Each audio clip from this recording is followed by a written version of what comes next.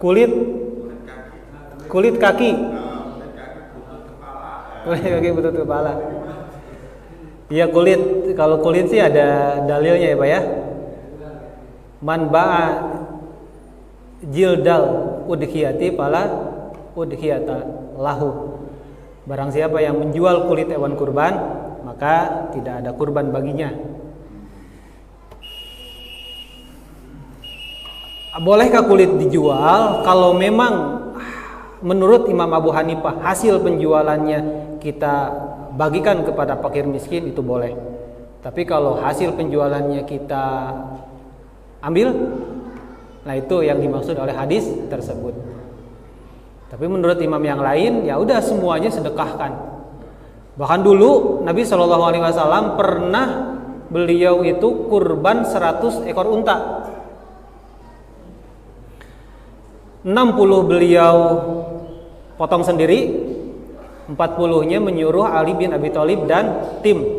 Maka di sini sebagai dasar dalil dari kepanitiaan kurban di situ.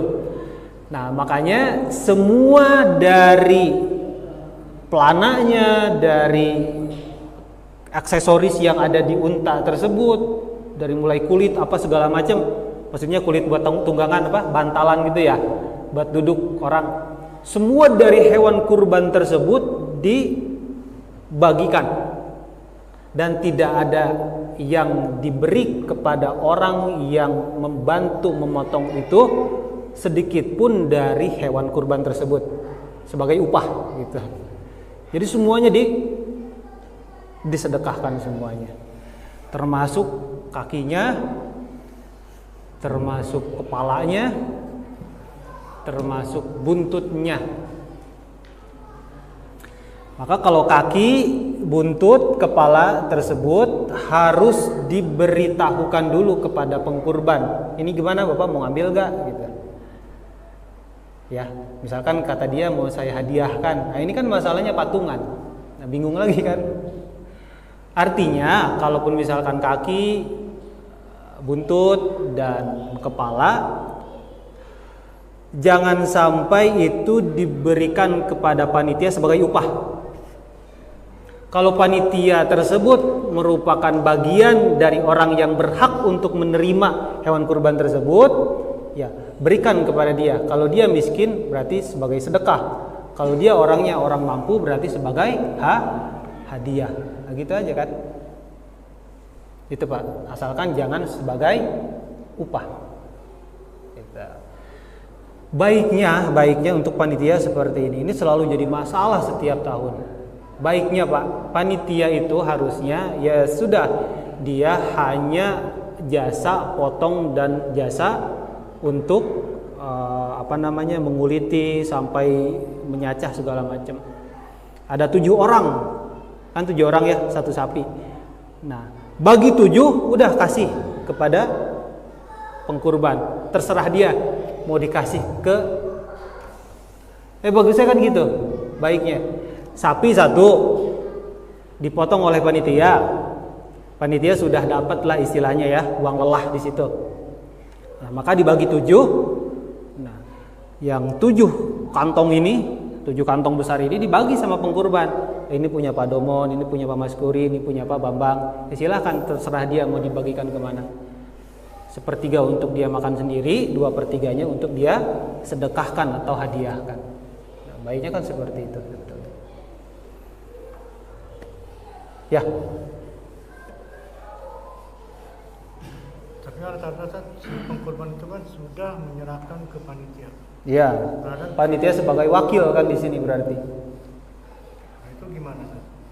Ya nggak apa-apa, asalkan amanah. Asalkan amanah. Dari hewan kurban tersebut 1/3-nya diberikan kepada pengkurban.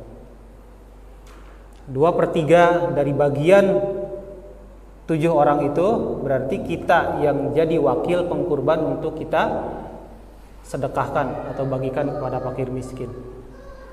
Termasuk kepalanya, termasuk isi perutnya pun harusnya seperti itu.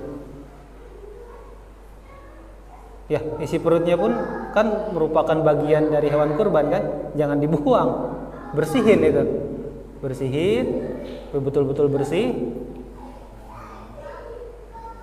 terus kita sedekahkan kepada orang lain. Jangan gitu tuh, mau ambil apa tuh, silakan itu jeroan, nggak gitu juga prosesnya. Ya kita ribet kalau misalkan udah ngomongin panitia, ya kan? Ya pokoknya pada dasarnya seperti itu ya Pak ya. Pada dasarnya seperti itu. Ya silakan kalau ada yang mengkoreksi. Panitia itu biasanya konsumsi, boleh nggak diambil dari uang kurban? Atau harus kita Jangan dari kurban Pak. Makanya akadnya harus jelas. 3.700.000 itu untuk hewannya berapa, untuk uang lelah panitianya berapa. Ini untuk hewan kurbannya misalkan 3,5 juta, 200-nya adalah untuk uang lelah. Nah, itu harus ada akad seperti itu. Daging untuk konsumsi panitia ketika setelah memotong. Kalau di dalam panitia itu ada orang yang memang dia pengkurban, berarti kan jatah dia, pakai yang jatah dia, pakai yang jatah pengkurban. Misalkan Pak Muhammadun jadi panitia, tapi ikut juga patungan di dalam satu sapi itu. Nah maka pakailah yang punya jatah Pak Muhammadun di situ.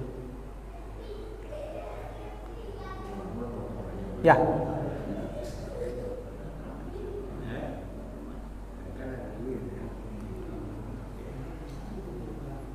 Clear ya?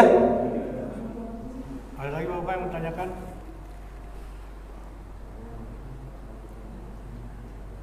Pak Kiai? Ya. Patungan anak sekolah itu diperbolehkan karena dengan tujuan litarbiyah untuk pembelajaran, pendidikan. Nggak jadi masalah. Walaupun nama gurunya, nama sekolah nggak jadi masalah, nggak apa-apa. Ya atas nama sekolah yang lebih baik kan, atas nama sekolah dari murid-murid.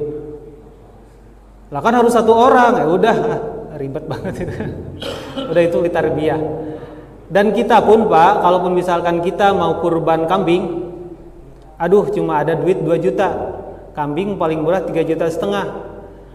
Kita mintalah patungan sama istri, bukan patungan istilahnya, minta apa istilahnya, tambahan dana, tambahin dong gitu supaya bisa kurban gitu. Dari istri 500, dari anak 500, dari yang lain 500, nggak apa-apa itu, untuk membantu dana itu nggak apa-apa, atas nama dia sendiri tapi ya.